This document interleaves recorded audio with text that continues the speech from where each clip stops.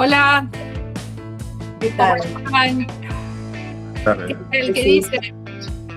Bueno, Hola Carlos, hola Fernanda. Gracias por estar en ¿Cómo este están? programa ¿cómo 26. están? Un gusto, un gusto. Encantado, muchas gracias. Jorgelina, ¿por qué programa vamos?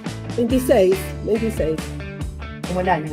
Que vos llevas bien los números de eso, pero vamos por el 26 y 20. El Usando programa el tercer número año 26 o 26º y estamos en el cuarto año, en realidad, de este ciclo que hacemos los traductores públicos. Así que, bueno, muy contentas de tenerlos aquí, a María Fernanda Pignataro y a Carlos Axarlián. Sí, correcto. Bueno, lo que tienen en común ambos es que están especializados en medicina. Tenemos mucho para conversar, así que, bueno, podríamos comenzar con algunas preguntas como para que quienes escuchan y sobre todo los clientes también, ¿no? Porque esto está dirigido al público en general, los conozcan un poco más. Bárbaro. Hay muchas preguntas, ¿no? Porque pareciera que es un terreno, además de desconocido, como que da un poquito de decir, bueno, muchísima responsabilidad, aunque toda Un montón. traducción pública requiere mucha responsabilidad. Pero, Fernanda, en tu caso, decime, bueno, tengo varias preguntas, pero por ejemplo, ¿qué traducís más? ¿Traducciones públicas o técnicas? ¿Qué diferencias hay entre las técnicas y las públicas en lo que tenga que ver con ensayos? Que creo que lo mismo también aplica para Carlos, no sé quién de los dos lo quiere responder. Yo te Ya les puedo- comentar, ¿Qué es lo por que se favor. está haciendo más ahora que se habla tanto de la inteligencia artificial? Si no son públicas, igual lo llaman a ustedes. Bueno, ahí hay Esta un cosa de montón de, radio hay un montón de castillo. puntos en tu pregunta, hay un montón de puntos en realidad, ¿no? Sí. O sea, hay muchas cosas. Podríamos decir que la traducción de medicina o de farmacología es una traducción técnica, es de ciencias. Así que bueno, eso es indiscutible, no va por la parte jurídica. Solo, digamos, se acerca un poco a lo público cuando está en relación, por ejemplo, a firmas de contratos. Eh, Ustedes, bueno, no sé si saben, ¿no? Porque esto es como, hay mucho que explicar. Eh, por un lado, podemos hablar de medicina pura, que yo lo he hecho también en su momento, que es simplemente la traducción de, no sé, papers científicos artículos de medicina, bibliografía, bueno, todo eso es medicina, digamos, más como pura o simple. Pero lo que más hubo volumen en los últimos tiempos acá en la Argentina es la traducción en relación a la aprobación de nuevos medicamentos o aprobación de indicaciones de medicamentos existentes para nuevas indicaciones y todo el paquete de documentos que acompaña la aprobación de un medicamento o dispositivo médico que se quiere usar acá en el país. Así que bueno, hay traducción pública, puede haber en algún punto, pero no en la mayoría diría que no viene pública. A mí me han pedido un montón que presente, por ejemplo, mi licencia, eso sí, ¿no? Tratan en general los organismos públicos, le hace en Argentina la ANMAT, que existe desde 1992, que es la encargada de autorizar que se lleven adelante estos estudios clínicos. Normalmente pide, o a veces no tanto, pero debería pedir la intervención de un traductor público para la presentación de la documentación que venga en idioma extranjero. Entonces, uno hace la traducción y aunque por ahí no lleve la legalización del colegio, piden en general que se emita un certificado de traducción en donde yo inserto mi sello, mi firma, y digo, bueno, yo he traducido al español este documento que se presenta ante la ANMAT. Y Eso es además, bueno. una pregunta para quienes no están en tema. ¿Qué significa? En la Administración Nacional de Medicamentos y Tecnología Médica, creo. Por ahí me comí Claro, una palabra. está bien. Claro, la ANMAT Sí, es sí, el sí. Ministerio, el CEFI, ANMAT es el Ministerio de Salud. Es como Exacto. es un departamento, una dirección del Ministerio de Salud. El Ministerio de Salud es como la parte como más engloba más, pero Creo que ANMAT también está va para bien los relacionado veterinarios también. con medicamentos y dispositivos médicos. Sí. Es una dirección, ¿no? Claro. Lo que afuera es dirección de, esto es Administración Nacional sí, de medicamentos, Alimentos. alimentos, me he olvidado, y tecnología médica. ¿Y vos, Carlos, también presentás traducciones públicas ante ANMAT? Sí, sí, sí. Justo, bueno, conectando un poco con lo que mencionaba Fernanda, para los laboratorios, en líneas generales, cuando uno trabaja con traducciones públicas en esta especialidad, por lo menos en mi experiencia, los clientes principales pueden llegar a ser los laboratorios y algún particular que necesite que un informe esté traducido con una legalización porque necesita ampliar un informe y llevarlo al exterior, por ejemplo, en caso de una traducción inversa, ¿no? Y después para los laboratorios, lo que son la información destacada para prescripción, que son unos documentos de la FDA, que en líneas generales presenta. La FDA es el ANMAT de Estados Unidos. Ah, Y los laboratorios a veces para ahorrarse la realización desde cero de un ensayo o un estudio clínico, homologan ya un prospecto farmacéutico, no el prospecto que reciben ustedes cuando compran. ¿Vieron cuando ustedes van a la farmacia y compran un fármaco y viene con un pequeño papelito? Esa es la información para el paciente, digamos. Lo que presentan los laboratorios es la información real, que es mucho más extensa. Sí. Y hacemos esa traducción, que es pública. Cuando muchos laboratorios de acá importan, tanto, sin entrar en mucho tecnicismo, principio activo, que es lo que realmente hace un fármaco, y como excipientes, que son lo que acompañan cuando ustedes compran una cápsula y tienen un sabor y un color. Muchas veces necesitan presentar un certificado de análisis, por ejemplo, y que esos documentos están en compliance o en cumplimiento con determinadas, no quiero marear, ¿no? Farmacopeas, que son distintos compendios que establecen qué pruebas se deben utilizar para garantizar que lo que yo estoy importando está dentro de los rangos permitidos, digamos. Entonces, uno puede hacer traducción pública del prospecto farmacéutico, un certificado de análisis, certificado de buenas prácticas de fabricación, buenas prácticas de laboratorio, buenas prácticas clínicas, ahora buenas prácticas de simulación con algunos modelos nuevos que hay de inteligencia artificial. Hay otro tipo de documento que se llama archivo maestro del sitio, que a veces solicitan los laboratorios locales a un laboratorio extranjero para presentar ante ANMAT, para prestar conformidad que desde ese laboratorio del cual van a importar se encuentra en cumplimiento con determinadas ISO, ICH, que son estándares internacionales.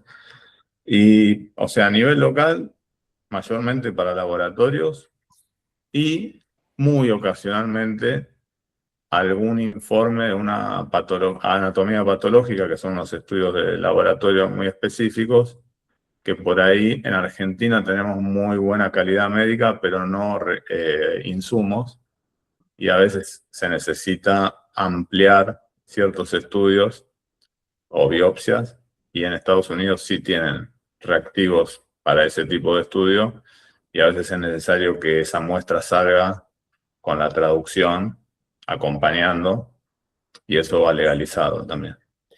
Pero, ahora, a ver, no sé. ¿Quién determina? Perdón, sí. Sí, adelante. ¿Quién determina si la traducción debe ser pública o no? Ah, qué buena pregunta. no sé si Fernanda o como quieran.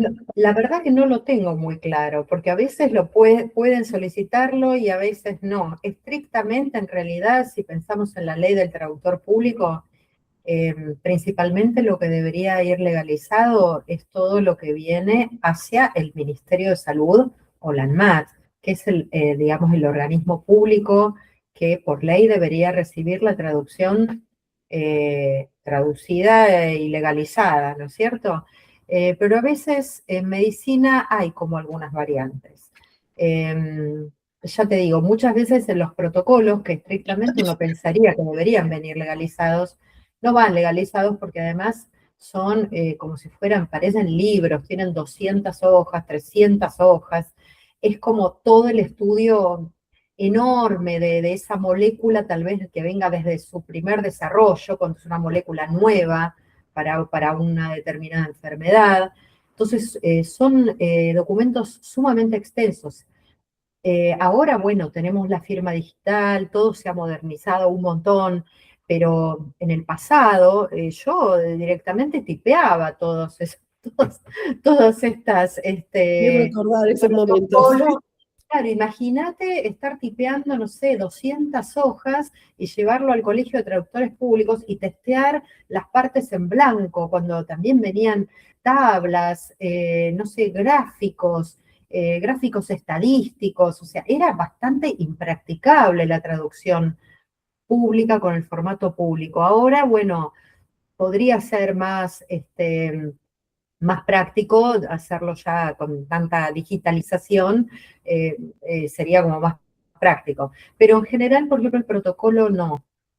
Otros documentos tampoco. Yo lo que muchas veces he tenido que traducir legalizado es los contratos de los laboratorios con los centros de salud que llevan adelante el estudio clínico o con también el investigador, que es el médico, que es el que recluta a los pacientes y va a llevar adelante las pruebas que van a realizar con este medicamento en estudio. Entonces, eso puede ser también, poderes del laboratorio que los extienden hacia la empresa que la llaman CRO, que es la empresa que lleva adelante el estudio clínico en Argentina. Entonces empoderan al director de esta empresa en Argentina para que los represente y lleve adelante todos los, vamos a decir, decisiones administrativas, contrataciones, desde hasta contratar un alquiler de un depósito para guardar la medicación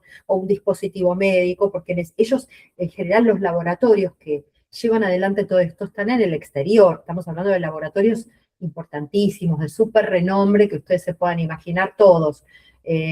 Entonces, no pueden estar como Dios en todas partes, pero realizan el estudio clínico a nivel internacional, por ahí lo realizan en 10 países. Entonces no pueden ellos personalmente hacerlo. Entonces contratan estas empresas que son las que llevan adelante el esfuerzo de hacer todas estas pruebas localmente en toda esa cantidad de países.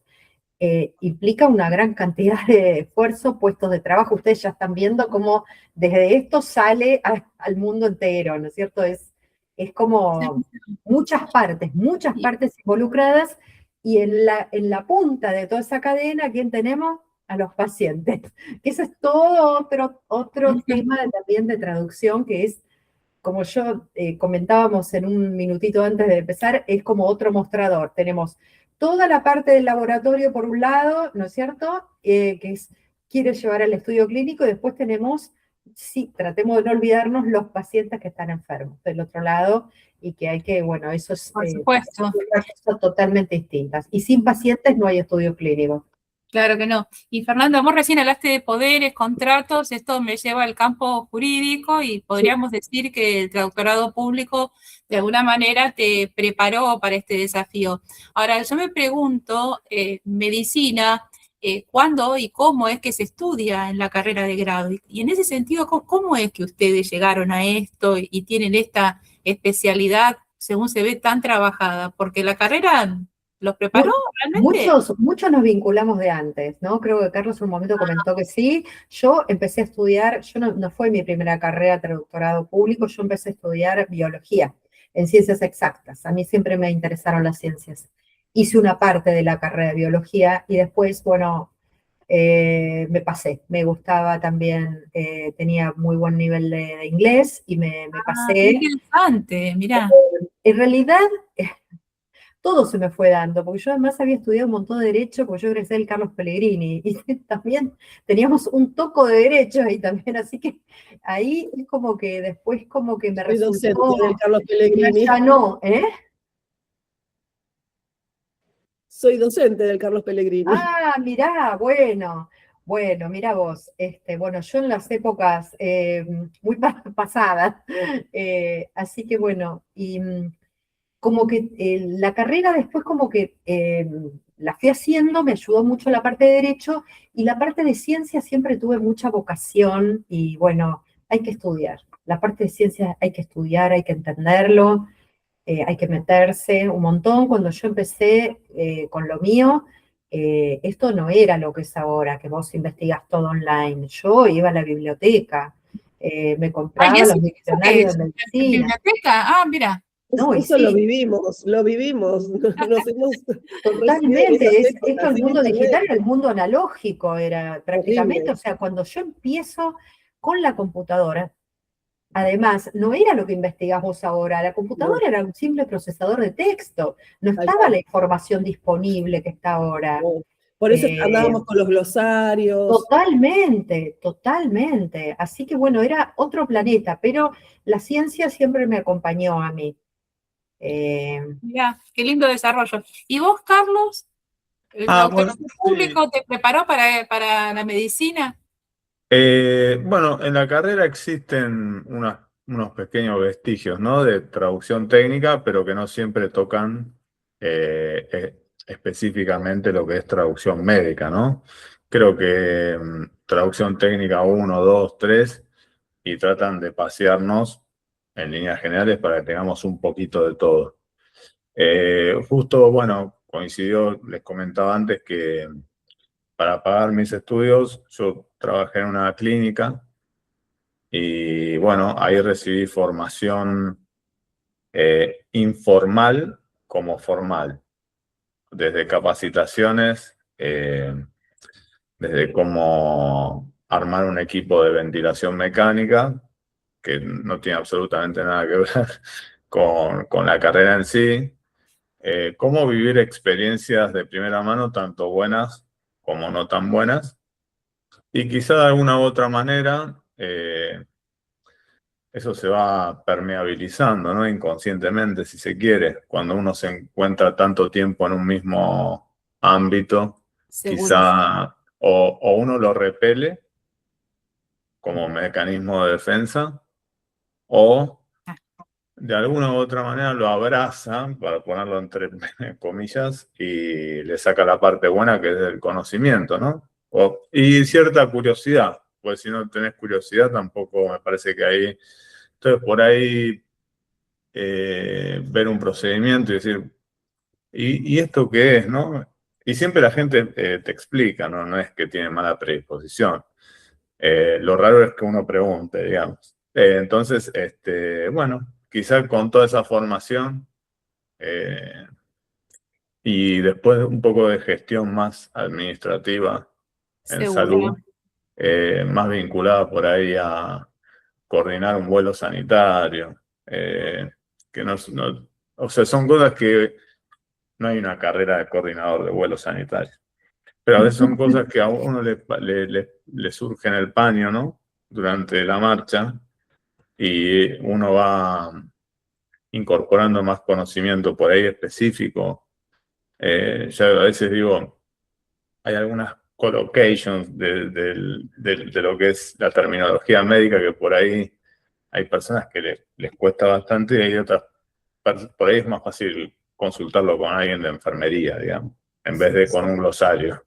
Entonces, por ahí un profesional o una profesional de enfermería con un nivel intermedio de inglés te puede dar muchísima más pauta, quizás, que por ahí que un glosario específico, ¿no? Porque encima va a estar súper localizado a Carlos, nuestro... ¿sabés que con esto que vos decís me viene también una pregunta que es para ambos? ¿Encontraron resistencia en el sector? Porque a veces, o antiguamente, yo que estaba con algunos temas por empresas y congresos, por ahí te decían, no, lo que pasa es que a veces es mejor que un médico sea de traductor, cuando se referían a intérpretes, pero no importa, vieron que la gente también, intérprete, traductor, es lo mismo, porque saben mejor la terminología. O sea, es como que yo encontraba, estoy hablando de años, muchos años atrás, que no había internet, y que de pronto por ahí era más difícil también la investigación. Acceder. ¿Pero encontraron resistencia? Un poquito, sí, hay como un poquitito yo creo que sí, al menos en el pasado, hace años, ¿no? Ahora ya no, pero hace muchos años sí. Era como que una formación en la profesión médica era considerado como el tope de todo. Pero después se va viendo que aún el médico muchas veces no puede expresar de manera adecuada, sobre todo te diría toda la información que va dirigida al paciente. En general, ahí hacen agua. Y yo siempre insisto que en la traducción médica, el destinatario más importante, sobre todo, porque sin los pacientes no existe la traducción médica, porque es el fin último, el paciente. En estudios clínicos, que creo que es el mayor volumen que hay ahora de traducción médica, sin el paciente no vamos a ninguna parte. Y te diré más, o sea, a veces yo creo que puede fracasar un estudio clínico por la imposibilidad de inscribir pacientes. ¿Por qué? Porque muchas veces la comunicación falla, porque vos podés hacer una traducción perfectamente precisa desde el punto de vista terminológico y de las ideas, pero el registro es inadecuado, la localización es inadecuada. Hablarle al paciente, yo diría que es el éxito total para que se inscriban en un estudio clínico y ese estudio clínico se lleve adelante. Eso para mí es como fundamental y yo creo que el personal médico carece de, de ese registro, de lo necesario desde el punto de vista comunicativo para el paciente. Sí, yo adhiero a todas las palabras que acaba de comentar Fernanda. A veces uno confunde saber una sola gran cosa con saber después un poco de todas. Yo siempre prefiero saber bien una sola cosa. Y a veces se confunde un poco el concepto. La verdad es que los médicos escriben muy mal, en primer lugar, Coincido. redactan muy mal. Vayan solamente como referencia a buscar una receta que por ahí le hizo algún médico, o si tienen que hacer un mini resumen de historia clínica en un recetario, y les puedo asegurar que ni con Google Lens lo van a poder La dilucidar. indicación también, las instrucciones, cuándo tomar, no tomar, cómo, no, sumamente. Y después está el inglés médico que ellos reciben, porque la mayoría de la información que a ellos les llega está en inglés. Entonces, lo que sucede es un poco lo que sucede siempre en nuestra profesión, más allá de lo médico o lo no médico. El médico entiende en líneas generales un texto en inglés, pero como bien decía Fernanda, de repente la localización es súper clave. Entonces, si yo tengo un registro muy alto y me estoy dedicando a una población general, está casi a la altura de hacer un change of meaning, básicamente, porque Ah, no, ese es el terror. la persona mira y dice, no sé lo que no entiendo nada. El médico supone a veces también que muchos de los papers los entiende perfectamente y no es así. Y de nuestro lado, lo único que En la tenemos que comunidad científica le habla a otros científicos, no al paciente. bueno, y en líneas generales yo creo que de nuestro lado, yo siempre tengo como regla, en primer lugar, que no soy médico. Es importante saberlo. Hay que seguir especializándose, leyendo, incorporando experiencias, intercambios con profesionales de la salud. Eso es enriquecedor desde el punto de vista de conocimiento y de la terminología.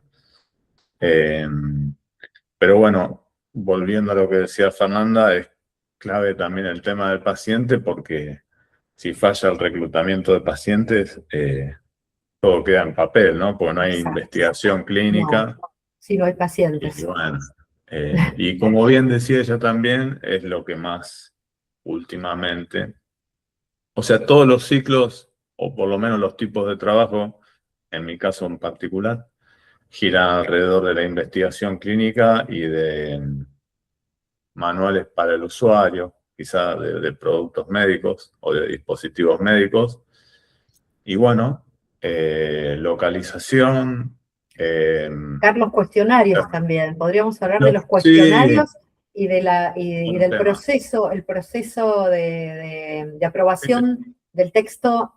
Eso es muy interesante para comentar Sí. cómo es la traducción de cuestionarios. Por ejemplo, no sé, vamos a decir cuestionarios de, no sé, calidad de vida en el paciente que, bueno, ponele, tiene cáncer, suponete. Entonces, en general, para evaluar a veces algún producto, ¿no? A ver cómo le está yendo, les hacen unos cuestionarios que en general engloban un montón de preguntas para el paciente que incluyeron, no sé, el periodo de las últimas 4 semanas.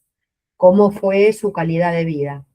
Ahí en general, por ejemplo, a veces cuando encargan los cuestionarios para localizarlos, suponete, porque incluso puede haber uno para España, uno para Argentina, uno para Perú, uno porque tiene que ser, el lenguaje tiene que ser preciso, absolutamente localizado para el tipo, digamos, de español que se necesita, donde se está realizando el estudio clínico. Ahí, bueno, es muy interesante el proceso que se hace para... se llama validación lingüística. Eso es algo sumamente lingüístico. Intervienen, en general, 2 traductores como mínimo, porque los 2 van a traducir el cuestionario de manera independiente, sin copiarse y sin mirar, cada uno hace la traducción, cada uno hace su versión. Y después se tienen que juntar esos 2 profesionales, debatir entre ellos y sacar la mejor versión que les parezca más acabada y más precisa para el lugar donde la están localizando, no solo traduciendo. Y después intervienen otros lingüistas que van a hacer preguntas con respecto a esa versión que generaron. Intervienen varias partes. Después hay una back translation, una traducción inversa, para ver si lo que quedó de esa versión, cuando se la dan al cliente primero, realmente el significado es realmente de la pregunta es cabal de lo que se está preguntando. O sea que eso es como algo muy, muy artesanal. Eso es algo Fernanda, súper artesanal. esto de la back translation es algo relativamente más nuevo, ¿verdad? En medicina no tanto. Yo hago back translations es más, hice una la semana pasada. En medicina, particularmente, como dice Fernanda, existe el ciclo de validación lingüística que es bastante extenso y que y en nuestro caso, digo, de traductores y traductoras, podemos ingresar en distintas instancias, nos pueden tocar distintas instancias o podemos ofrecer nosotros proveer el ciclo entero. También. El ciclo entero es interesante, pero el ciclo realmente entero conlleva mucho trabajo, si bien está bien pago, pero estamos hablando de nosotros mismos, en primer lugar, reclutar una pequeña porción de pacientes con cierta patología específica y probar los cuestionarios, digo, como una de las instancias. Antes de eso estaba lo que comentaba Fernanda, hacer una traducción directa por 2 traductores o traductoras distintos, reconciliar esas 2 traducciones, ver qué es lo mejor que se puede sacar de esas 2 versiones. Esto de back translation, que es cotejar nuevamente al inglés esa versión reconciliada contra el original y ver si se puede incluso hasta mejorar el original. Sí, porque a veces uno detecta cosas también del original. Sí. Y bueno, pero esto que mencionaba ella de las variantes del español, que yo siempre, y variantes y adaptación cultural, es bastante, por lo menos en mi caso me parece bastante interesante, Sí. pues me parece que apela un poco, además de traducir a ser un poco creativos, ¿no? Digo, Claro, por Totalmente. supuesto. porque y uno no se queda tanto en el palabra por palabra, digo, más allá de que uno confluya el significado. eh, Ejemplo sencillo, como bien decía ella, las investigaciones clínicas se llevan a cabo en distintos países, cada país tiene su cultura. Totalmente. Yo siempre pongo un ejemplo hiper sencillo que es de una afección que se llama artritis reumatoide, que suele afectar los micromovimientos de las manos. Entonces, si yo tengo el cuestionario siempre viene usualmente en inglés, y de repente, y yo tengo que ese estudio o ensayo se realiza en Argentina, en la India y en China, la localización va a ser todo un desafío. Porque si de repente estoy poniendo un ejemplo de si pudo cortar bien la carne, un ejemplo sencillo, de repente en la India las vacas son sagradas, de repente en China no usan cubiertos. Digo, pequeños detalles en los cuales tienen que tener en Claro, cuenta es un ejemplo, sí, sí. las personas que intervienen en los ciclos de validación. Y después está esto que comentaba Fernanda de las entrevistas que también llevan una carga, ¿no? Porque uno está lidiando con pacientes de primera mano, quizás. Está probando cuestionarios. Sí. En una persona, en una población que por ahí está harta, quizás. Y enferma, Claro, esos son padecientes. porque no solo no pertenecen al ambiente científico, sino que son personas que están padeciendo la enfermedad. Claro. Seguro. Entonces es complicado, muy complicado. Bueno, hasta Se puede ahora hacer, perdón, eso se puede hacer a través de la CRO que mencionaba Fernanda. Eh, Las empresas. claro, que son las organizaciones de investigación por contrato, o puede ofrecer uno ese servicio que es mucho más difícil de acceder como cliente directo en Sí, líneas generales, pero son salidas laborales interesantes. Pero bueno, hay también una distinción entre las generaciones y cómo encaran el trabajo de traducción, ¿no? sí. Yo creo que nosotros somos, yo me incluyo, que somos más de a pulmón, Artesanales somos. de- de- no sé si artesanal, sino tenemos la ventaja de, no quiero caer en ninguna, pero de saber usar bien las palabras y de entender que uno a veces ir a buscar y tiene que socializar y tiene que hablar, y eso va quizás un poquito a contramano de los tiempos que corren. Entonces, Puede ser, sí. quizás a las nuevas generaciones de profesionales les es más viable trabajar en remoto y no con clientes directos, porque eso implica cierta interacción, Otro hacerse contacto. hacerse cargo también de lo que uno está traduciendo, ¿no? Porque sí, sí, seguro, seguro. La Bueno, muy bien. comunicación también, ¿no? En la interacción, porque es seguro. lo que decís, la interacción y la comunicación. Es como que estamos viendo también en nuevas generaciones, comunican poco, menos palabras, menos uso, menos explicativo. Y hay, sí, Coincido, sí, sí. hay algunos modelos también de éxito que también son debatibles, ¿no? Porque el caso de éxito, por alguna razón, está en el singular, ¿no? Si no, Bien. existirían millones de casos de éxito. Y a veces se antepone un caso de éxito ante las generaciones nobles de profesionales y ellos los absorben de primera mano y piensan que esa es la verdad. La verdad es que es esta cara, ¿no? Yo no puse ningún clip. Pero la verdad es eso, ¿no? Que yo llegué, no pude ver en su totalidad, por ejemplo, el primer tiempo del partido, digo, porque tenía que trabajar, a la noche tuve que trabajar. Bueno, Sacrificio. sí, normal de la profesión, porque Compromiso. a veces uno trata con gente que está en otros usos horarios, etcétera, y contra eso uno lo puede contrastar con este caso de éxito de una persona que es totalmente idónea, pero que quizás además de ser idónea, tuvo esa fortuna de justo dar en un momento indicado y tiene un exceso de volumen de trabajo. Seguro. Pero no aplica a todas las personas. Yo lo que les quería preguntar, porque hasta ahora han hablado, bueno, de procesos, de localización, de cultura. Escriben, ¿qué porcentaje realiza cada uno de traducciones públicas per se? Y si hoy en día los organismos siguen pidiendo el mismo volumen de traducción pública. Cuéntenos un poquito cómo Gran está tema ese, gran esta tema. situación.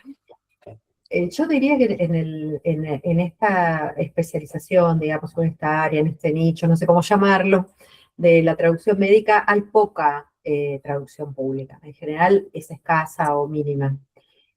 A mí personalmente me gustaría que pidieran más, porque estamos hablando de aprobación de medicamentos a nivel nacional. Sin duda. La ANMAT es un organismo público nacional. Y la verdad que me parece que la documentación que ellos revisan tiene que estar en idioma nacional y se debe garantizar que haya pasado por la traducción de una persona que garantice que se ha recibido, que sea un traductor idóneo y que venga firmada y sellada. Para mí, o sea, están pidiendo poco. Honestamente, debería pedirse más. Y vos decís que piden poco cuando en realidad hay una manda legal para requerir traducción pública, ¿o? Yo te digo, en la legalización nunca pidieron mucho, pero a mí me parece que antes, en el pasado, yo hace tiempo, a mí me pedían, las CRO me pedían, cuando iban a presentar documentación ante ANMAT, me pedían copia de título, certificado del Colegio de Traductores Públicos, algo así porque estoy cerca, yo, Colegio de Traductores Públicos, me pedían la matrícula, me pedían todo.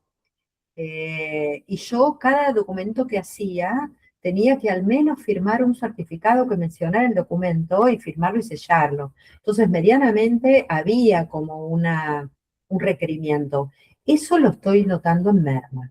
Voy a ser totalmente franca y me decepciona porque a mí me parece que hay una responsabilidad por la traducción y me parece que está bueno que venga sellado y firmado. Me parece que hay menos demanda de trabajo. No sé, es mi opinión. Sí. ¿Y vos, No sé Carlos, qué dirá Carlos. qué porcentaje haces de traducciones públicas? ¿Disminuyeron? Siempre hice las mismas, adhiero con Fernanda, digamos. O sea, yo creo que hay un gran volumen de trabajo en el que no necesariamente por el tema de la especialidad implica que sea pública la traducción. En líneas generales, a nivel local, son los laboratorios los que requieren una traducción pública y hoy día, como bien decía Fernanda, la CRO lo que hacen es quizá reclutar lingüistas y quizá en una primera instancia de reclutamiento pedirles que presenten todas las credenciales y por un tema de cumplimiento interno dan por hecho cierta idoneidad, pero después hay mucha posedición, no hay tanto trabajo de traducción directa como la conocemos nosotros, digamos, ¿no? Hay mucho trabajo de modificación de documentos Sí, que viene a través del sistema de control de cambios, ¿no? Que nos dan sí. un documento ya traducido y se realizaron ciertas modificaciones, vienen con control de cambios, nosotros la tenemos que impactar en el documento ya traducido. Eso creo que es lo más cercano, ¿no? Dentro de lo que es la CRO, Esto que vos decís lamentablemente. de la Sí. posedición y la modificación de documentos, esto vos lo ves que es más reciente. ¿Y a qué lo atribuís? ¿A un tema Mira, de reducción de costos? es un tema donde industria es una industria mega multimillonaria y aún así la bajada de línea mundial, y no hablo solamente de la traducción, sino hablo de cualquier tipo de actividad, es la reducción de costos a riesgo de perder la calidad, la baja de calidad del servicio, ¿no? Es así. Eso, en líneas generales, no creo que existe una lucha formal que uno pueda llevar a cabo. Nosotros tenemos una ventaja que parte de una desventaja.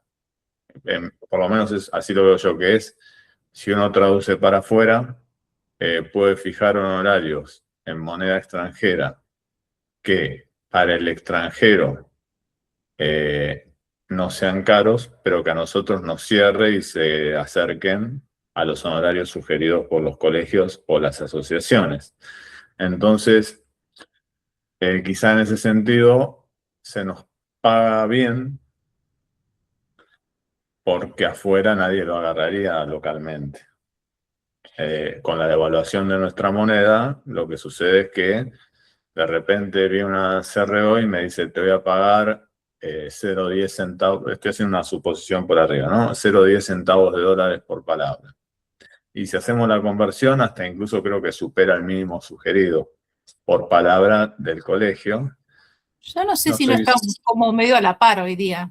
Sí, no sé sí, cuánto porque- está la, Sí, no sé cuánto porque, está la paridad del y- porque dólar. hoy estamos a 140, claro, 140. 140, estamos ahí, con 10 centavos. Ahí. Sí. Entonces, No es que estemos caros en dólares, pero me parece que, no sé si era antes esto de que éramos como más competitivos, o me parece a mí. Claro, el dólar No, está no un estamos muy poco... competitivos. No estamos muy competitivos ahora. Y Muy depende de competitivos, los pero no idiomas. estamos. Si estás en un proyecto con varios idiomas, como me tocó trabajar a mí ahora, hay otros países que están mucho más claro, bajos y ahí perdés también. claro, sí, eso y después está, bueno, la necesidad de cada persona que de repente dice, yo lo puedo hacer por menos. Y sí, No somos anestesistas. No es que no, si yo digo que no, la cirugía, la traducción no se hace, digamos. Atrás claro, se mío hace igual. vienen, se hace igual, vienen 20 millones atrás y dicen, no, yo quedo tranquilo, yo lo hago.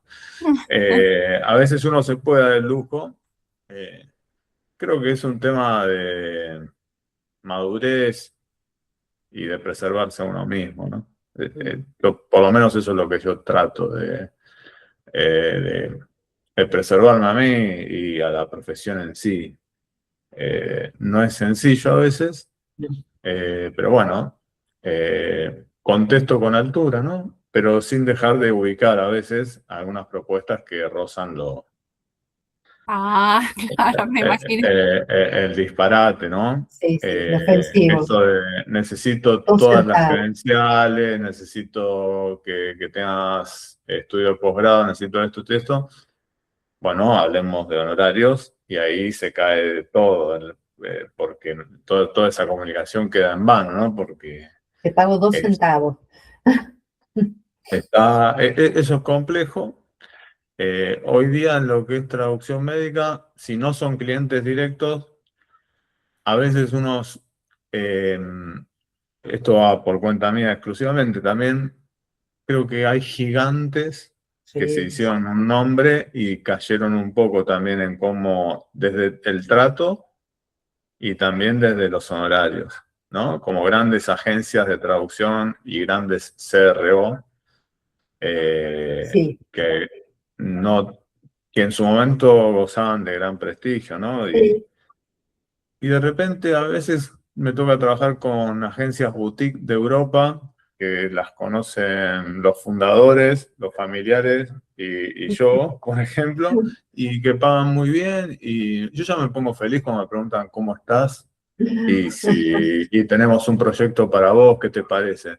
Y Y además es un se dirigen a montón. vos y no a 100 personas que tienen Bueno, claro, está en el... bajísima la vara. Sí, sí, está bajísima la vara. Se dirigen a vos y no, Sí. hola, tenemos Claro, esto, sí, existen esas cosas. ofrecemos esto. Claro, las mismas CRO que hacen investigaciones, bueno, multinacionales, etcétera, antes tenían un trato un tanto más personalizado Sí, y a veces lo que hacen para evitar los gastos del outsourcing o del sí, sí, freelancer es contratar lingüistas internos, que básicamente es contratar un traductor en relación de dependencia. sí.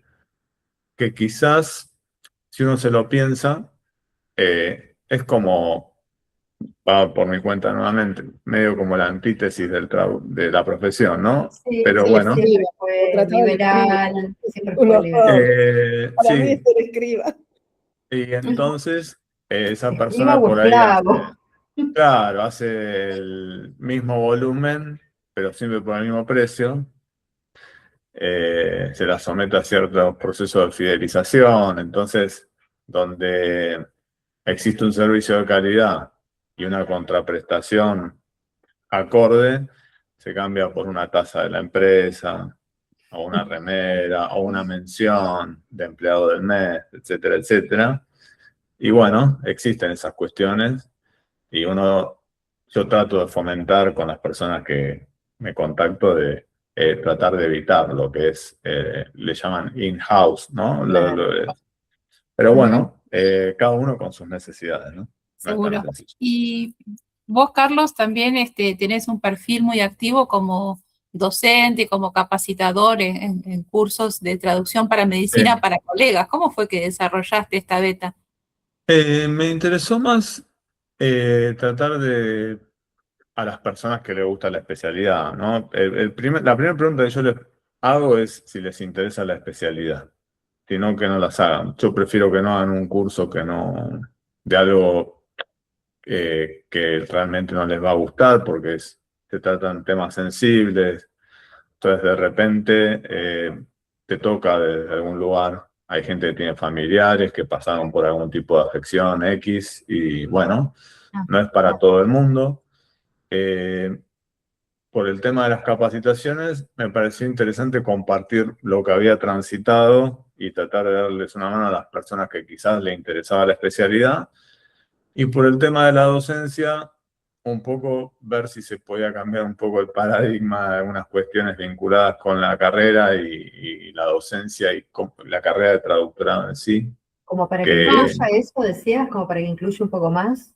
no, más que nada, la experiencia que yo me llevé de la carrera de traducción fue súper positiva. Y ahí viene el pero, ¿no? Siempre hay un detalle. Y después, quizás me hace mucho ruido el concepto de las verdades absolutas que imparten los docentes a veces, ¿no? Esto se hace de esta manera, o sea, my way o the highway, ¿no? Es como, lo hacemos de esta manera o no hay otra manera de hacerlo. Después nosotros nos podemos encontrar que para un texto, todas las personas que estamos acá presentes, podemos traducir el texto correctamente y vamos a tener 4 versiones distintas. Seguro. Entonces, eso a mí me molestó bastante en la carrera, cierto absolutismo, y trato yo doy Language 1, soy como el que los recibe. Esta es la cara que ve. ¿qué materia? Cuán pobres, ¿no? Cuando entran y lo que en Language 1, en su momento cuando lo cursé, era, por ejemplo, puro fill in the blanks y idioms y phrasals y etcétera, etcétera, que sí los doy, pero les hago hacer un ejercicio de traducción todas las clases, que no corresponde a esa instancia y que no importa que esté bien o mal, sino la idea es, a veces cronometrado, que lo resuelvan como puedan, que vean técnicas de cómo lo podrían haber resuelto, que comparemos versiones, me parece mucho más enriquecedor sin dejar de lado la teoría. Pero tampoco, Sin el uso de Internet. nada. Excelente, eso está bárbaro. En papel, Qué con novedoso. virome, A mano en papel, alzada. con virome, A mano ahí está el alzada. texto de 3 renglones, hacemos todas una versión, yo ¿Por tengo qué una les versión haces hacer preparada. eso que nadie más trabaja así? Qué aburrido. Es que, claro, lo que pasa Claro, es yo que ya, si no, Nadie exacto. trabaja así ahora. Ya imagino las voces críticas. Revolucionario. Anticuado, no, aburrido, son los pecados del mundo Y ahora moderno, todo el mundo usa ser Internet. anticuado y aburrido. Entonces, no se puede. Carla, ¿cómo puede ser No, esto? pero lo que notamos en la universidad, lo que notamos, cuántas veces lo hemos dicho, Cecilia también, falta de lectura, ¿no? bueno, Language, Vale. en inglés, en español, falta mucha lectura. Entonces, sí, y sí, el lectura ejercicio general. que vos les haces me coincido que me parece buenísimo, por más que no sea la instancia ni el objetivo, la traducción per se, pero que se vayan acostumbrando que no es palabra por palabra, que estamos hablando de otra cosa, y que Claro. tener esa flexibilidad y de entender El mensaje. el mensaje Es que va a para recibir el otro. traducir tenés que entender el mensaje, además de conocer el significado de cada palabra individual. Sí, Tenés que hacer un análisis. Es un proceso el de la traducción en la cabeza. Vos tenés que mandar el mensaje, no traducir palabra por palabra. hay muchos detalles cuando uno no sabe, tiende a caer en una explicación en vez de una traducción. Correcto. Y esos son cuando más se denota por ahí la falta de lectura, como decía Jorgelina, en el sentido de incorporar, de tener, de lectura, hablo de literatura, de cualquier tipo de libro, que eso se te va como encarnando, ¿no? En el cerebro y vos vas teniendo esa musculatura para poder de repente sacar recursos, sinónimos, subir, bajar registros, etc. Y en algo más específico, como decía Fernanda, vinculado con la investigación clínica, de repente, si uno no sabe, o sea, la traducción directa siempre va a implicar una mayor cantidad de palabras en la Seguro. traducción, porque el inglés es muy escueto, Económico. tiene muy poca cantidad de palabras en comparación con el español, eso es pura estadística, ¿no? Pero cuando yo hago una traducción directa, lo lógico es que a mí me queden una mayor cantidad de palabras sin que sea un libro. Ahora, cuando yo de un texto de 50 palabras hago una traducción y me quedan 250, también probablemente sea un error porque caí en una explicación en vez de una traducción. Entonces, a determinado registro, hay que tener en cuenta todas estas cuestiones. Y bueno, se ve un poco a veces algunas cuestiones que están vinculadas con la falta de lectura. Hay otras personas que a mí me sorprendieron, o sea, de 18 a 21 años que leen bastante. Que bueno, no, obviamente no son la mayoría. Pero Claro. bueno, Y hablando del Eh, change of meaning, en un ensayo clínico, ¿qué consecuencias traería algún cambio de significado? Muy graves.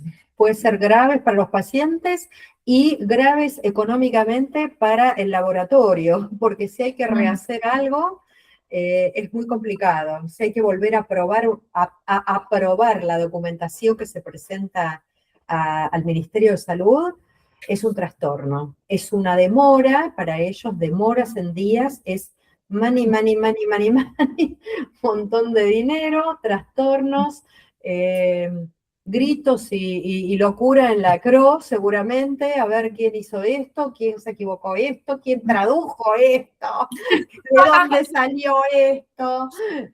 Así que sí, sería muy grave, muy grave. La verdad que a mí nunca me han reclamado nada, gracias a Dios mío, pero bueno, siempre me he cuidado muchísimo de no cometer errores de este tipo. Digamos, ahora obviamente tenemos la inteligencia artificial, la tenemos que mencionar, que de pronto puede ayudar en un primer draft, ¿no? Entonces Claro. vos tenés como mucho más seguridad. En la época que yo empecé tenías que mirar las cifras porque todo tenías que tipearlo. Todo había que tipearlo, no había traducción automática, ni siquiera había traducción automática, no hablemos de inteligencia artificial, no había ni el Google Translate, no estaba nada, ¿sí? Entonces, bueno, evidentemente que ahora hay mucha más facilidad de cometer errores objetivos, pero aún así, bueno, somos los responsables, somos los que firmamos, los responsables, y somos los que tenemos la última palabra. Y Seguro. eso, no, puede haber consecuencias. Si esto pasa, por ejemplo, no sé, hay una equivocación y vos decís, no sé, de administración intravenosa y se traduce como administración oral o no sé, o subcutáneo, por ejemplo, eso es muy grave, por ejemplo, ¿no? Te estoy dando una cosa así, Claro, sería claro, muy por supuesto. malo. O una dosis, equivocarse, la denominación, en vez de decilitros, mililitros, etcétera, eso es delicadísimo, súper delicado. Bueno. Sin dudas. Bueno, ¿vos tenés alguna otra pregunta, Jorgelina? La verdad que estoy aprendiendo muchísimo con ellos. Es que hay mucha documentación, o sea, hay mucha documentación. Claro. Y Hay solo mucha calidad. hablando de la investigación clínica, desde que no sé, los científicos dicen, ay, yo creo que con esta molécula vamos a curar, no sé, el mal de Alzheimer, y empiezan las pruebas, es una ramificación infinita que va hacia todo el mundo. Cantidad, desde las pruebas de estabilidad del medicamento, a ver si, no sé, si no se degrada con la temperatura, la molécula, o sea, hay tanto a partir del desarrollo de una nueva molécula para una enfermedad, que es la cantidad de documentación y la cantidad de actores, participantes, hasta que sale las aprobaciones. La aprobación más importante del mundo en general es la FDA, la norteamericana. Una vez que está aprobada la FDA, ya es más fácil que la aprueben acá y la aprueben en todo el mundo. La Food and Drug Administration es la FDA, que es como el Ministerio de Salud nuestro, ¿no? Sí, Pero mi bueno. consulta como última pregunta mía, porque creo que digamos, la charla con ustedes da para mucho más. Ahí ustedes, yo rescato que dijeron que es más, digamos, lo que tienen que hacer en la traducción científica que las públicas, porque las públicas es si va a alguna documentación específica para MAT o lo que fuere, ¿no? Con lo cual, digo, vos hablaste, Fernanda, de la inteligencia artificial, que obviamente no la podemos obviar, porque Ignorar. y yo creo personalmente que va a ir mejorando cada vez más. Entonces, esto podría en algún punto, no sé si reemplazar del todo, pero sí reemplazar el trabajo de esa traducción, porque por ahí lo que podemos ver es que a nivel contextual a veces se equivoca, a veces manda algunas alucinaciones cada tanto, pero la verdad que mi experiencia yo la veo cada vez mejor. Entonces, y no digamos podemos... que el primer draft, que por ahí yo lo hacía manualmente hace años, eso ya te lo hace la inteligencia artificial. Claro, Obviamente tenés que leerlo, pero si el no se primer draft... necesita la validación del traductor público y vos tenés profesionales que hablan muy bien inglés y tienen esta herramienta asistida, ¿es posible que tengamos menos trabajo los traductores? Yo me pregunto, si yo trabajara yo en el Ministerio de Salud o en la ANMAT, ¿recibiría yo una documentación totalmente gerenciada por la inteligencia artificial? Yo en estos momentos no lo haría, digamos, yo no lo recibiría, hoy no lo recibiría, Pero, porque ¿dónde está la responsabilidad jurídica? ¿Quién te firma el protocolo de investigación clínica? ¿Quién te firma la documentación que va a firmar el paciente para aceptar ser sometido a una medicación que todavía no está aprobada? Porque el paciente voluntario, que el que participa en estos estudios clínicos, sabe que esta medicación no está aprobada para su enfermedad. Entonces es súper delicado. Encima le vas a meter que la documentación está traducida por la inteligencia artificial. Es como un montón, digo yo. A mí me parece un montón. creo que hoy Pero el sí. mundo yo no lo gobierno. Es lo que yo pediría si yo fuera autoridad, una autoridad de alguna de estas Pero sabemos que los humanos también organismos públicos. mucho. Obviamente, y ahora estamos en una época en que la rapidez y abaratar todo parece primar sobre todo. Pero ojalá que eso no ocurra. Sí, hay un tema también, yo me sumo a lo que comentaba Fernanda, ¿no? Esto de yo autoridad regulatoria, aceptar algo que de repente todavía no hay una gobernanza clara sobre el uso de la IA en determinados tipos de documentos. Y por otro lado también sería interesante preguntarle a un paciente si quiere recibir un fármaco que fue desarrollado exclusivamente por una IA. Entonces, es como que a veces uno en la carrera tiende a este concepto de no humanizar a los objetos, ¿no? De decir, entonces yo no creo que la IA per se amanece todos los días y se dedica a perjudicar a los traductores. Creo que ahí en el medio, claro, dice, hoy voy a ir por los traductores, ¿no? A mí me da la sensación que a veces son nuestros propios colegas y en algunas ocasiones devenidos en agencias de traducción que se nuclean, que han estado desde este lado del traductor o el profesional independiente y de repente, se desclasan, pero se descualifican como profesionales de la traducción en modo de empresario o barra empresaria. Y a veces me contactan algunos colegas que yo a veces les doy una mano y me hacen alguna pregunta, si aplicado o no a tal empresa, y me comentan los honorarios que ofrecen las agencias de traducción locales, y son vergonzosos. Sí. Entonces, si yo a partir de ese punto, porque ese es un punto, y después utilizar la IA para realizar los trabajos me parece viable, que yo lo utilizo bastante para recopilar información, Sí. que no me la da jamás de primera mano, tengo que darle buenas indicaciones, tengo que filtrar la información. Estoy de acuerdo que puede hacer un muy buen draft, pero después tenemos que poner nuestro Obvio. lomo encima, digamos, para realizar la traducción como corresponde, pero a veces como que se transgiversa y se humaniza la IA, como que actúa voluntariamente por sus propios criterios, ¿no? Y de repente hay alguien atrás que te dice, mira, lo paso por una IA o un Google Translate, entonces te lo voy a pagar como una posedición. Y en la posedición te encontrás casi haciendo una traducción porque es un Sí, desastre sí. Y bueno, como la pronómico. corrección, o sea, cuando tenías que hacer de corrector, a veces decís, no, prefiero Claro. hacer cero. Y esto que comentaba Fernanda, en Pero los también procesos... creo que hay algo que es de tiempo, o sea, vienen las generaciones más nuevas y no sé si van a estar tan conflictuadas en trabajar en esta relación con la IA y la IA que pueda ir mejorando. Lo que pasa es que, digamos, nosotros somos gente que no nacimos con Internet, entonces tenemos otros Menos recursos, mal. otros recursos cognitivos que pensando de aquí a 15 años, no sé si van a estar, no quiero ser apocalíptica, no digo por el reemplazo del traductor. Sí, pero es válido plantearlo, ¿cómo no? ¿no? Es como realista, tal cual. Bueno, y cuántos temas interesantes y esto del traductor como empresario, ojalá que podamos también citar ejemplos de traductores que ascienden, digamos, a la categoría de empresarios, pero que dan trabajo con estándares razonables, porque si no también... No existe esa lista.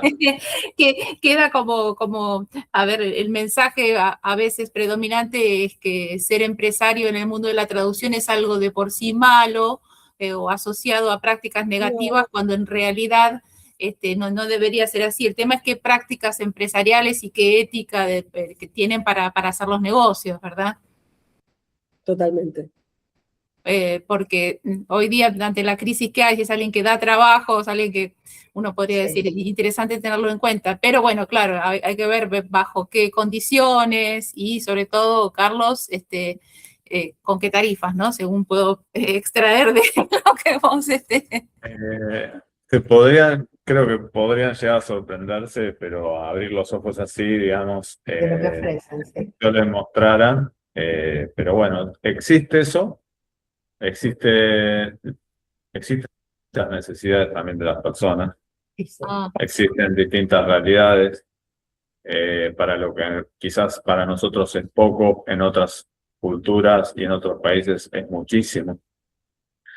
Bueno, hoy la globalización trajo cosas buenas y cosas malas, ¿no? Digo, Claro. yo puedo acceder a trabajos, estoy trabajando con una persona que está, no sé, en Bulgaria, y otra persona que está en la India lo hace por el cuarto de lo que yo lo hago. Bueno, esas son las reglas del juego hoy. Estoy de acuerdo en no ser apocalíptico, pero tenerlo en cuenta, ¿no? Hay que pensar.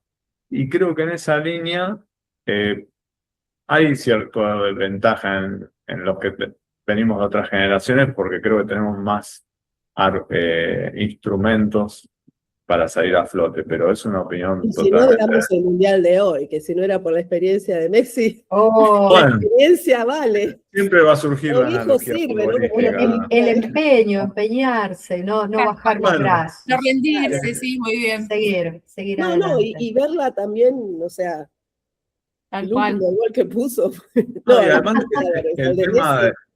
el tema del trabajo, yo a veces me meto en LinkedIn y evalúo a las personas que potencialmente pueden ser clientes y contacto y les mando un mensaje absolutamente Sincero. claro y directo. Claro, sí, yo lo he hecho también. Sí, yo No también.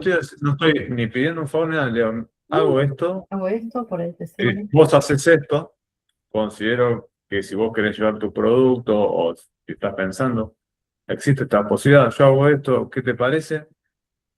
Bueno, 100 dirán que no y el 101 dirá que sí, pero ese es un trabajo que también creo que quizás nosotros acá presentes estamos más dispuestos a hacer que otras Probablemente, sí, generaciones. claro. Pero porque lo tenemos más internalizado también. Claro, claro. Bueno, realmente ha sido un placer hablar con ustedes.